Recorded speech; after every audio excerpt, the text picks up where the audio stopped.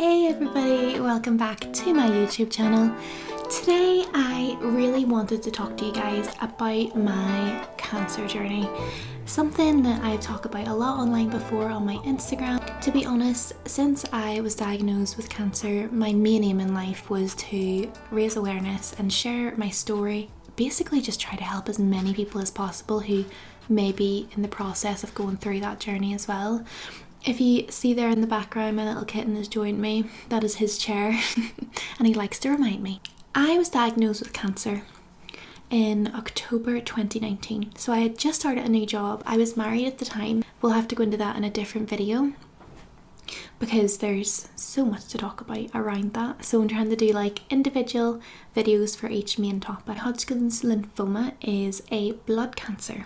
So basically my white blood cells were just not working properly and they were all collecting here in my chest. The story of how I found out. I had noticed that I had lost quite a lot of weight. I think over the course of about a year I'd lost 40 pounds.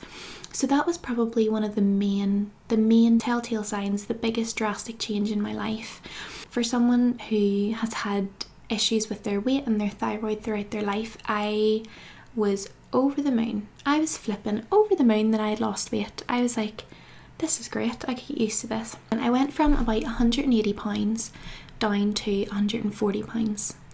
And that was crazy. I'm not gonna lie, I love being skinnier.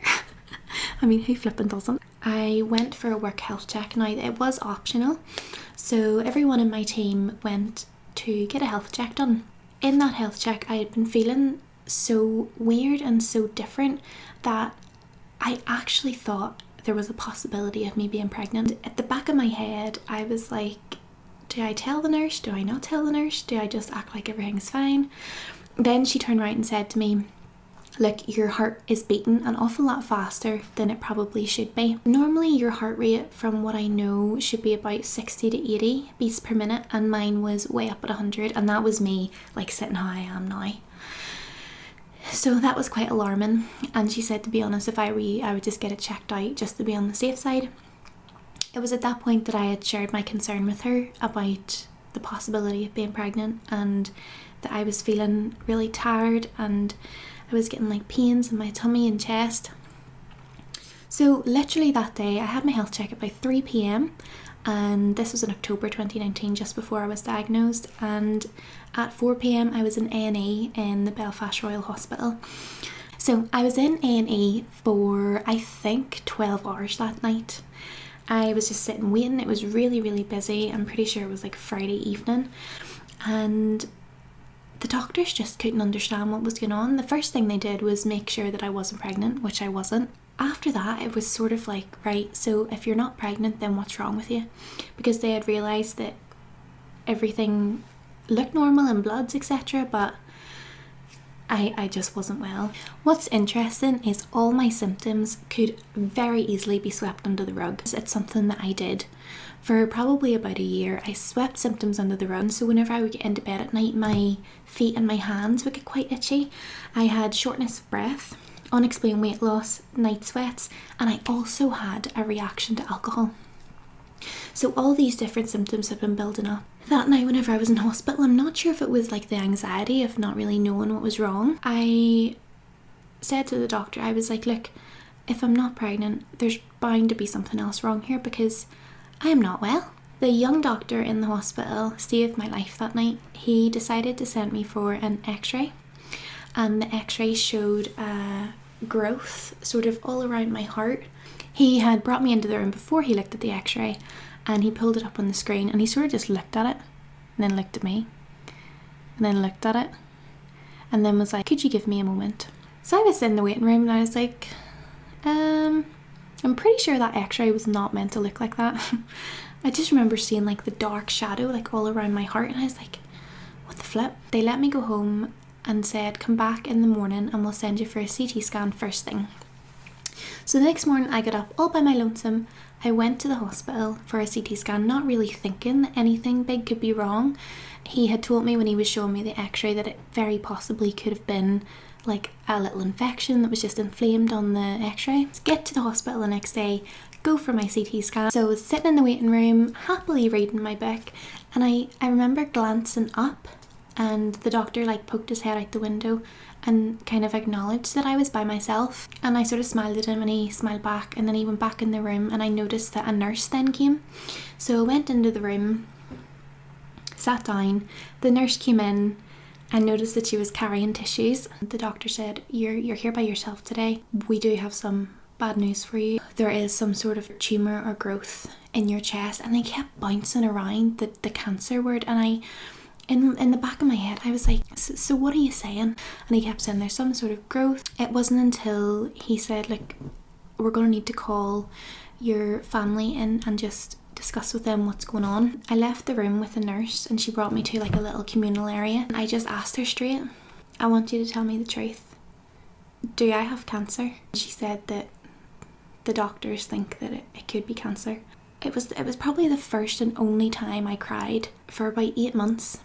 I just remember thinking in my head, I was like, this answers so many questions. I'd been having these issues for a while and I knew that I wasn't well, and it was incredibly frustrating to feel that way. Weirdly, when I was told that I had cancer, I had such a relief, although it was incredibly scary. I had answers to the questions that I had. I knew what was causing the problems.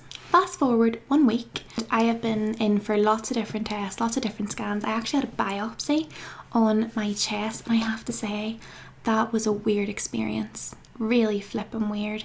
At this point they were trying to figure out what it was that I had and what stage it was at, if it was cancer. So they brought me into the biopsy room and I'm all gowned up and the surgeons are there with all their headgear and all on. I was lying there and I was like, I wonder if I just ask, will they be able to tell me anything? Because at this point I was very much in the dark and I had so many questions, and I just wanted to have a plan, because if there's a plan then I can figure it out, but if there isn't a plan then it's chaotic. So I was lying there and they actually were doing it here on my chest, and they had like undid my gown and given me the local anaesthetic, and they brought out this like pen thing. It was probably a similar size to this pen, maybe a bit longer, and it had the needle, so it's like a larger needle that goes into your chest and it goes quite far in, and then they click a button at the top and that takes a sample of the cancer and that gets sent off for them to work out what it is. But that surgery for me was crazy, purely because at that time I was one of Jehovah's Witnesses. So I'll talk to you in depth more about the religion / cult side of everything. Anyone who's familiar with Jehovah's Witnesses know that they do not accept blood transfusions. Just starting my cancer journey, in the back of my head I was like, I can't have blood. What if something goes wrong? They're literally putting a needle very, very close to my heart and the arteries. One of the first surgeons actually refused to do it because he was like, I don't feel comfortable because we can't have blood on hand to give her if we hit something that we're not meant to. I did end up having a secret meeting with my doctor. My family and things didn't know about it, and I just told the doctor, like, if it comes to it and you need to give me blood, give me blood. I give you permission to do that. And that was between me and my doctor, and he was like, that's totally fine, I'll respect your wishes. That was sort of the moment that I was like, I can't be part of this religion anymore. Like, this is my life and I'm putting it on the line for something I'm not even sure I believe in. My cancer came back as Hodgkins Lymphoma, which is a cancer of the blood, and I was stage 2 advanced. The growth was all in my upper chest. It was quite big, so that's why they had to add the advanced to it. I had a meeting with my consultant, basically gave me a rundown of the plan. So how did I feel in that moment? Being told I had cancer, by myself, alone, petrified. It was probably one of the most surreal situations ever. I remember whenever I was lying on the biopsy table and they were taking a biopsy of the cancer in my chest, I asked the surgeon, I just asked them straight, I just said to him, look, I'm not sure if you can tell me anything, but what are the chances that this isn't cancer and that this is all a big mistake? He just says, honestly, Mia, I've seen it before, and I would say that I'm 95% sure that you have cancer. And this is just before he puts a needle in my chest. Oh, it feels like a dream now talking about it. My first concern was my hair. I did not want to lose my hair. My hair is like everything to me. I was so worried about the changes that would happen to my body. I lost weight. I was finally I was really happy and I felt confident. And I was like, what? Why is this all going to be taken away from me because of flipping cancer?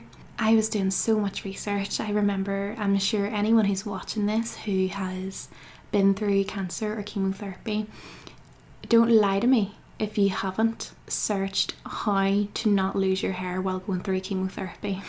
I researched everything under the sun. I will say one thing, I would not recommend Googling your cancer. I would stay away from Google altogether, listen to your doctors and get stuck into your treatment plan. After that, my chemotherapy began. 6 months later, I had been for a PET scan just to see how my body was reacting to the chemotherapy. They then told me that they had noticed something in my neck. You will notice that there's a scar on my neck here now. In July, I was diagnosed with thyroid cancer. So over the summer, I underwent 2 different surgeries to get my thyroid totally removed. What is crazy is that I had absolutely no symptoms of thyroid cancer. The only reason why they found out I had thyroid cancer, they scanned my body because of the Hodgkins lymphoma. I count myself incredibly lucky that I had that health check in work. If I didn't have the health check in work, I wouldn't be here today. My doctor told me plainly that another couple of weeks with the Hodgkins lymphoma, it was closing in. Basically how it worked was that my heart couldn't beat fast enough and my lungs couldn't fill up enough. So my heart was beating very fast and my lungs it was sore to breathe, and eventually it would have led to a heart attack or I just would have dropped dead. And I am incredibly lucky that that didn't happen and that I got the treatment that I needed. But over the next while I'm going to do different videos and tell you so much more about chemotherapy, about radiotherapy, and also about surgery. Surgery was probably one of the scariest things out of everything. I would go through chemo again before I had surgery. It was crazy. That is just a little brief introduction to my cancer journey.